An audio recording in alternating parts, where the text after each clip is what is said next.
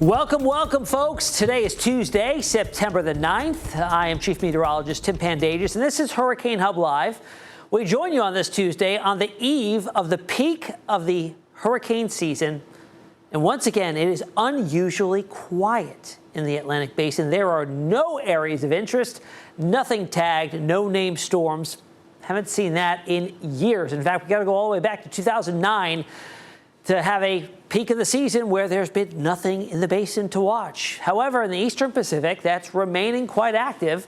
We still have got Kiko out there just north of Hawaii, and another area that will likely become Mario. So the named storms just keep getting churned out in the Eastern Pacific. Haven't been able to say that in the Atlantic, which is great, right? We want it to be quiet. But again, the peak of the season is pretty much all month of September. It likely won't stay this quiet forever, okay? Eventually that switch will be flipped, and we'll start to see the activity really begin to ramp up. So September the 10th, tomorrow, peak of the hurricane season. That's when environmental conditions, ocean conditions are most ideal in the season, the warmest waters of the season. And then overall, the atmospheric setup tends to be quite favorable this time of year, although this go-around doesn't look to be the case. Here's a look at the basin right now, just really void of any real organized activity. Certainly, we've got some clusters of thunderstorms out there. This one's sitting and spinning over the southwest Atlantic, an upper level low. And then we've got several just clusters of convection here along the intertropical convergence zone. But nothing is really detaching from that and looks to develop. So we're not expecting any development over the next 7 days in the entire Atlantic Basin. And a big driver in that is just the dry air, the mid-levels of the atmosphere. We've also got some Saharan dust out there. In fact, a pretty measurable plume here ejecting off the coast of Africa, and you can see it sailing west. Pretty good concentrations there, and that should keep things quiet again for the foreseeable future out there in the basin. Now, in the background, we do have the very warm sea surface temperatures, and with the lack of storm activity over the last couple of weeks, it's remained untapped. So there's a lot of energy, available energy, sitting and waiting for a storm to come along that it can take advantage of. And we will likely see that at some point in time. The Gulf, very warm. The Caribbean, Southwest Atlantic, main development region. There's no shortage of warm sea surface temperatures. But again, that's only one ingredient. You need everything else to line up to really get an active period of weather. Just don't have it out there right now. We got a brand new update here on this Tuesday from the Climate Prediction Center. Their 2 and 3 week outlooks. And going out 2 weeks from now, 17th through the 23rd, they do highlight the main development region, as well as the western Caribbean and southern part of the Gulf. There could be what we call a Central American gyre getting going there. And sometimes that can spit out a piece of energy that gets going, and especially if it makes it in the Gulf or in the western Caribbean this time of year, it can certainly develop with the warm waters there. And then the far eastern portion of the main development region over towards the Cabo Verde Islands, pretty good signal for some moderate chances of development there, up to 40%, again, 2 weeks out. And then we jump out to 3 weeks to wrap up September, and we still highlight the CAG setup potentially there, and also the entire main development region. At this point in time, though, it looks to be low chances of development there. Next name on our list will be Gabrielle, and then Humberto, Imelda, Jerry, Karen, Lorenzo. We'll see how many names we can knock off before the end of the year. Eastern Pacific, I mean, yes, it's active. We've got Kiko, which is really getting into the Central Pacific, and then another area here, which is getting much better organized. High chances of that one developing now. Next name on the list there is Mario. Quick look at Kiko, now a tropical storm after maintaining major hurricane status for 90 hours. Weakening quickly as it drifts to the north and west, clearly missing the Hawaiian Islands, but certainly sending out some propagating waves there that'll be good for the surfers out there in Hawaii. Again, next name on the list out in the Eastern Pacific will be Mario, and that'll probably be within the next 24 hours. So coming up, we've got another section here on looking back on Hurricane Floyd, and we've got yesterday's tropical trivia question and a brand new one to get to coming up after a quick break.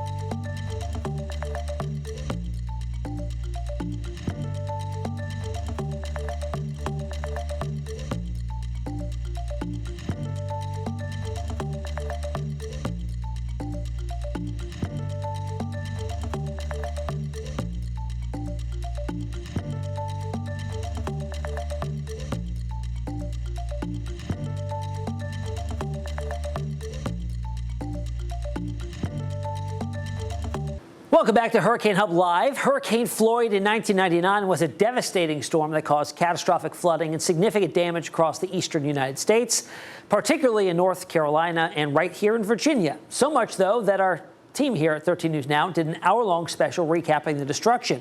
We broke it down for you, so today let's take a look at part 2 of the 1999 special Fury and Floods with former anchor Barbara Sierra and former chief meteorologist Jeff Lawson.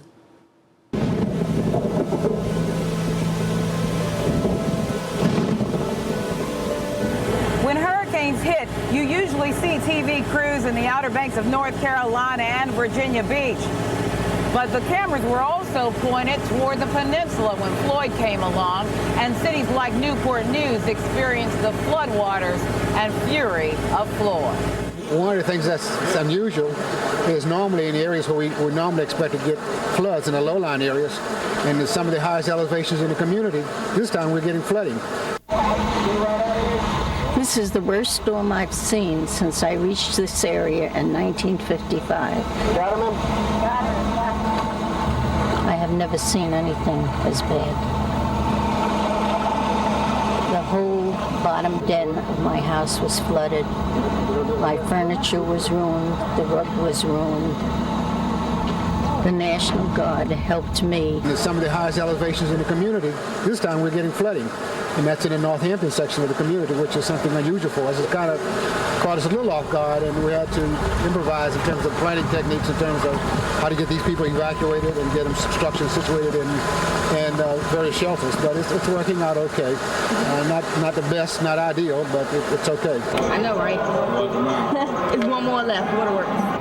Flooded. You can't get through the streets or nothing. That's why we came here. Boring, playing Monopoly. That's it. Just a whole bunch of water standing everywhere at my house, and we left it a little bit after 11 last night and been here ever since. Keeping them busy, that's the main thing with my children. But other than that, I think we're doing real good.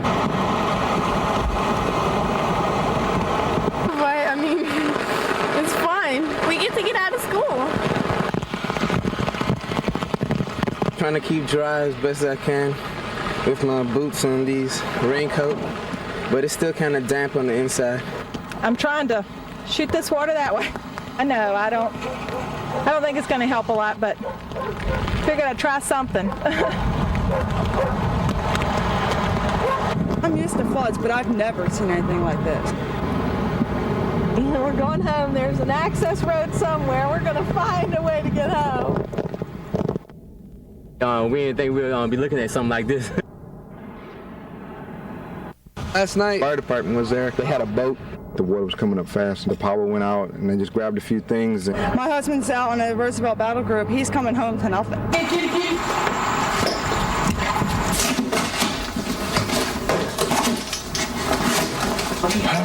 that one was lucky. Right. We got, is there only one in here? Supposed to have one. We got it. We got it. When I bought it, they told me, and they refused to sell me flood insurance, saying that I didn't need it and that it was like ripping me off. Now when I call my insurance company, he says, well, you don't have flood insurance. So what am I going to do? And who's going to be there to help us? It's going to have to start out just like you just getting married. You know, start buying maybe used furniture or something until we get back on my feet. I mean, nobody's telling me where we're going to live. Natural disasters such as this often prompt a call for help from the military. And so the call came. And next we'll be showing you how the military's mission saved lives during Floyd's fury and floods. Stay tuned. Tropical Trivia is up next.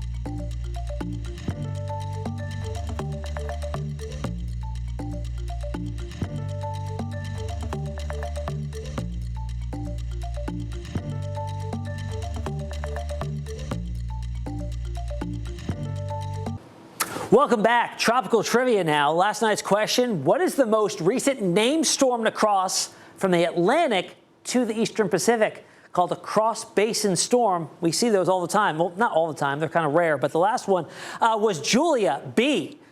And there's a whole process that's involved when you see a system transitioning from basins or crossing basins. And to keep the name, it's got to satisfy some criteria. So if it keeps the same name, its surface circulation survives the land crossing through Central America. It gets a new name only if the surface circulation dissipates, crossing over land, and then redevelops. That's what Julia did when it crossed over from the Atlantic to the Eastern Pacific. It got that name, kept the name, I should say. All right, so today's tropical trivia question, what U.S. state has experienced the most hurricane landfalls? It may be obvious, but it may not be the right answer. All right, Texas, Florida, Louisiana, or North Carolina? All right, we'll have the answer tomorrow for you on Hurricane Hub Live, 7 nights a week at 8 p.m. here on 13 News Now Plus. We'll see you back here tomorrow.